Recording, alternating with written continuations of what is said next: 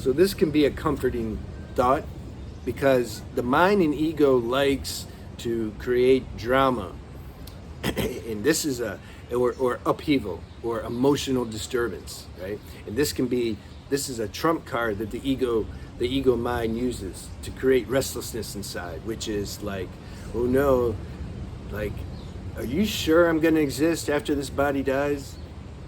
I don't know. I mean, I believe I am, but like, are you sure? Because I don't want, there's a deep, you can say, fear of like not existing anymore. Like something, why? Because something inside knows that you can't die, not permanently. Something knows that. So then when that gets challenged, or if the mind succeeds in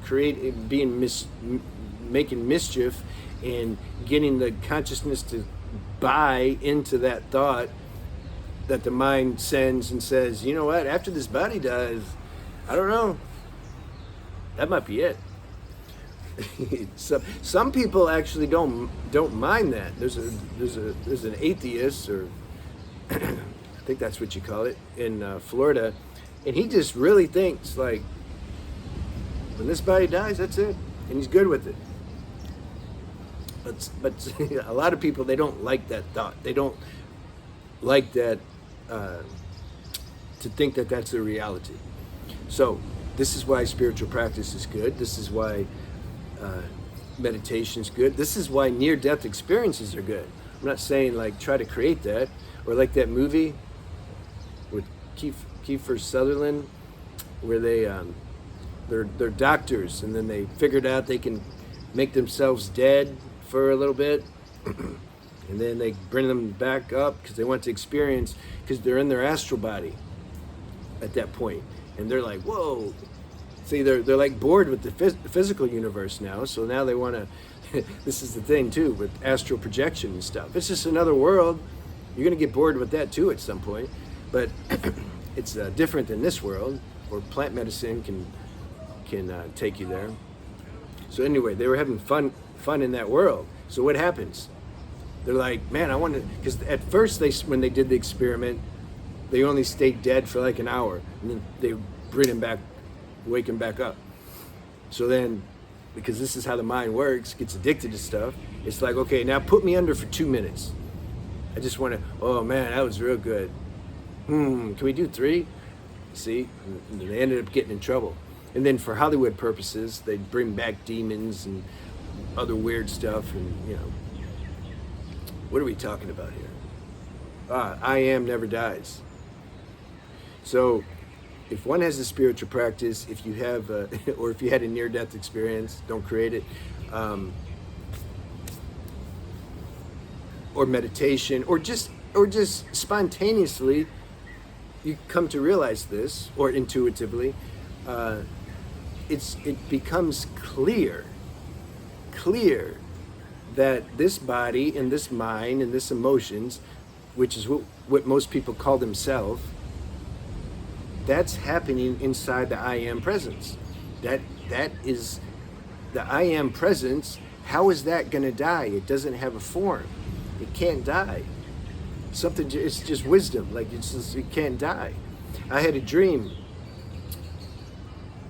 See, higher consciousness can communicate through dreams sometimes, but don't get too obsessed with the dreams. Sometimes people say, right, and so, you know, what did this dream? And I said, man, it's okay. If you're supposed to know what the dream is, you'll know. Otherwise, just dream. Let the dream dream. Don't pay so much attention to that. I had a dream. I was somewhere, some open field, and I saw like this missile coming. Heard it. I'm like, damn, I'm done. Like, where I can't go. Like, there's no, where am I gonna hide? There's nothing. Okay, whatever. You know, in those situations, see, the anticipation of stuff like that is, as some of you know, worse than the actual situation. When thinking about it, like if you knew an asteroid was gonna hit the planet and wipe it out 24 hours from now, that 23 hours and 59 minutes and 58 seconds would be worse than the last two seconds. The last 2 seconds, maybe you even see it. You see the asteroid, like, oh man, we're done. Something surrenders. It's automatic. Like, what are you gonna do? You know. So, I'm gonna finish my story, my dream. But it also reminded me, I used to race these sport bikes.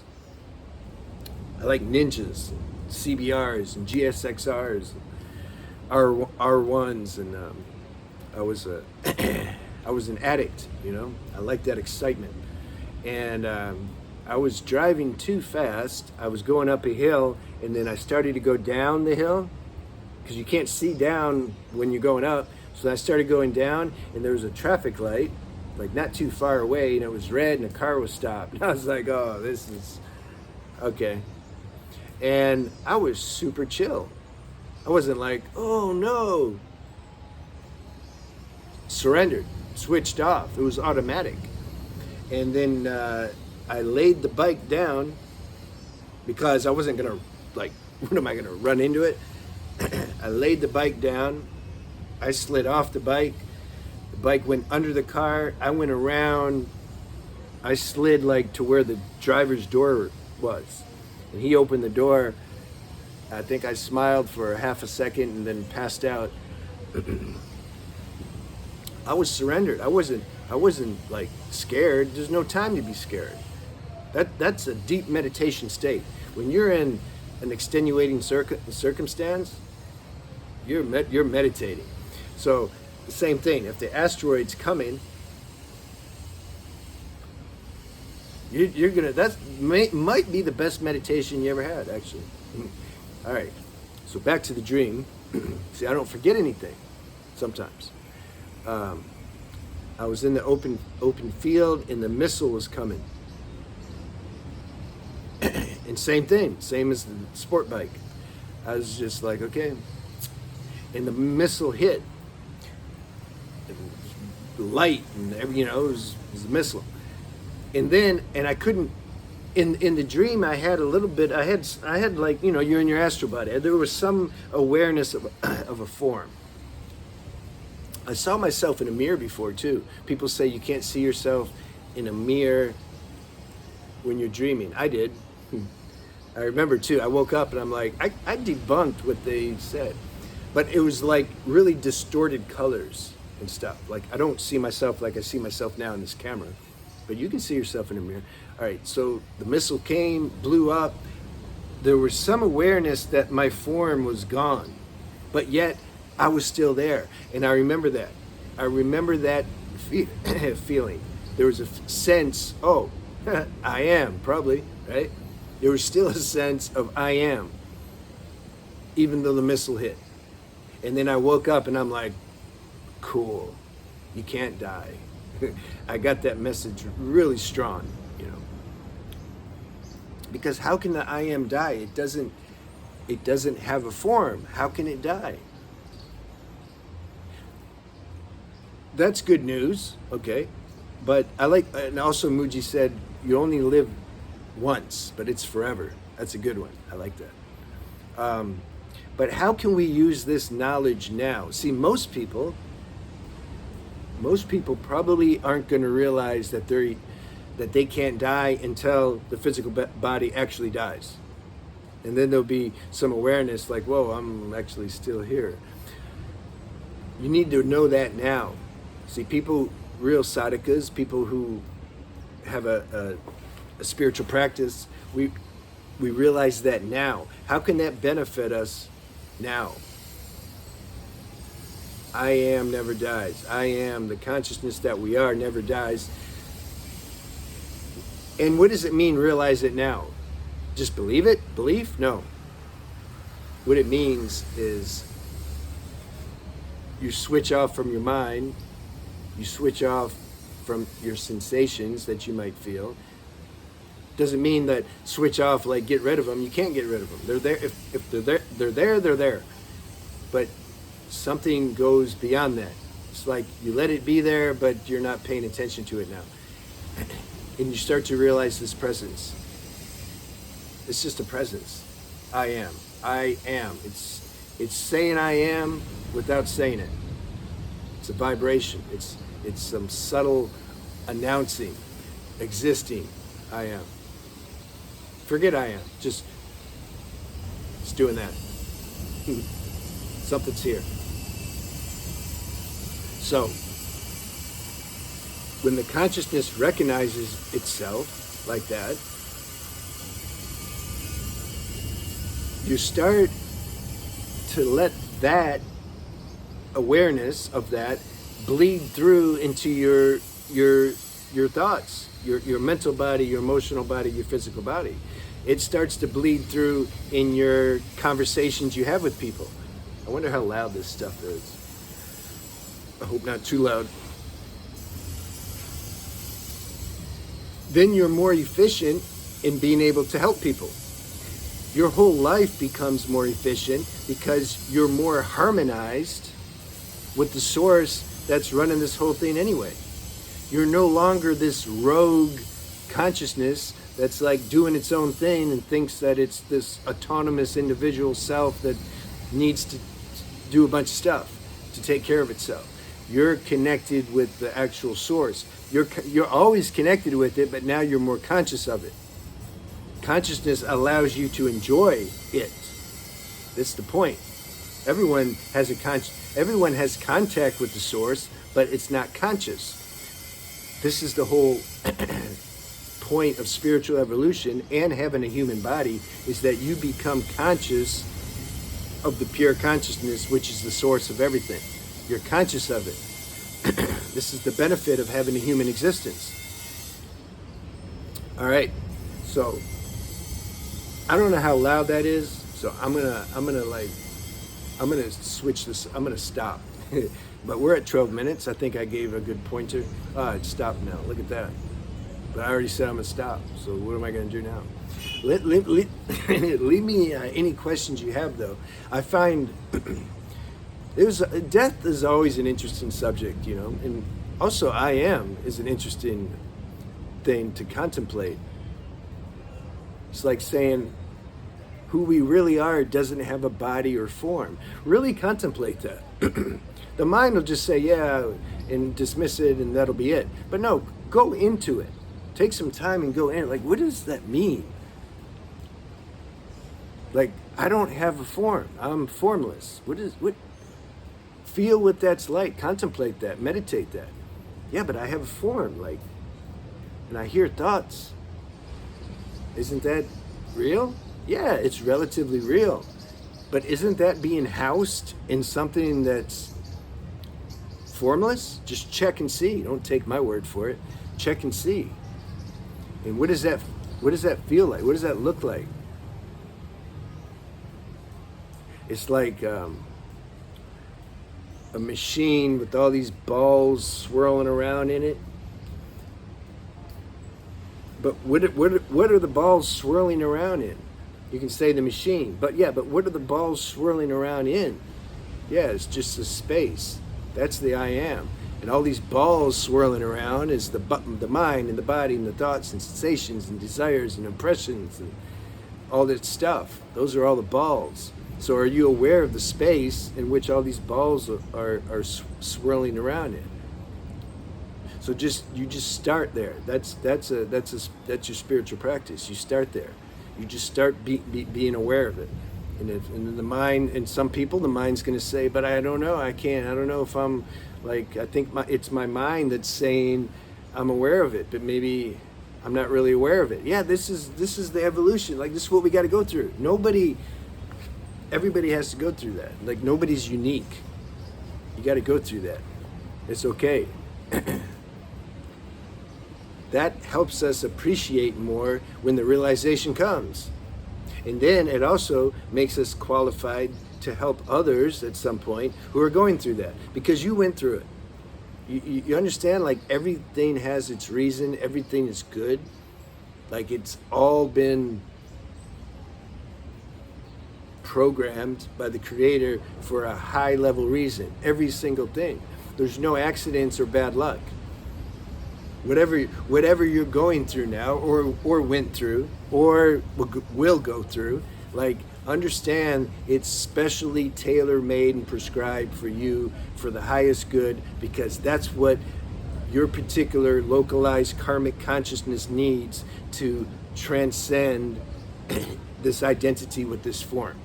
So whatever you're going through, that's exactly what you need. It doesn't matter if you can't figure out why that is. No, just have that faith and know that that's what you got to do. This is perfectly prescribed. All these situations that we go through. This will help you bear those trying times easier, number one. Number two, it will help the passing of them quicker too. Because why? Because you surrendered. How did you surrender? Something realized, wait a minute, this is all good actually. Doesn't mean you enjoy it when I say it's all good. Not like, oh, this is so good, I'm suffering. No, but a deeper wisdom and knowingness in you knows. It may start as belief, that's okay, but then it's going to be, you're going to know without any doubt that this is good. Good meaning it plays an important part in your spiritual evolution. And when whatever you gain in consciousness, it's eternal. You can never lose it. You see? So you can bear some trying times, some misery for a little bit. That's temporary. Not going to be like that forever. But what you gain from that, the transcendence you gain from that, that's forever. Wasn't that a good deal? So something realizes that. So something puts up with this temporary struggle, limitation. You do that. You're allowing that for the higher good. You're like, yeah, that's the price. That's the tax you're going to pay in order to come into your height of your being, to be conscious of your higher self, because you can't lose that consciousness. You're going to lose the pain and suffering, but you're not going to lose the consciousness. And the consciousness is your highest currency. This is the highest purpose for being here on the planet, is to evolve in consciousness and grow in character, which comes automatically as you evolve in consciousness. When you know that that's your highest purpose or achievement, then you know what? You might even start getting excited when some super extenuating circumstance or trying times come, because something's going to realize, like, whoa, this is universe must have somehow decided that I'm ready for the big guns now. And the big guns mean the heavy stuff. But you know the heavy stuff is going to translate into spiritual realization. So something's like, you might even say, like, is that all you got? You know, not egotistically, but something you understand the mechanism of this evolutionary process. The more intense a situation might be, the more dividends you're going to get. This is just how it works. Otherwise, we won't grow. You don't grow if nothing ever happens. You just sit here. You don't grow. But you can't control that anyway. Life's gonna stir you up somehow. It just knows. There's nobody that's just gonna have an easy life their whole life. There's exceptions. They might have cashed in some of their good karma from previous lives, and they're just kind of enjoy this life a little bit. That's cool. Damn, I want to do that too. But there are deeper lessons that maybe are dormant, that they haven't realized that are there. At some point or some life is going to activate that, you know. And then the quickest way to transcend that is the big guns, the heavy stuff that life throws at you. The heavier it is, the more opportunity to transcend. So get to where you can somehow understand that, appreciate it, and surrender to that. And then you'll be good. It's not a masochist. It's a spiritual masochist. Say it like that. All right, take care.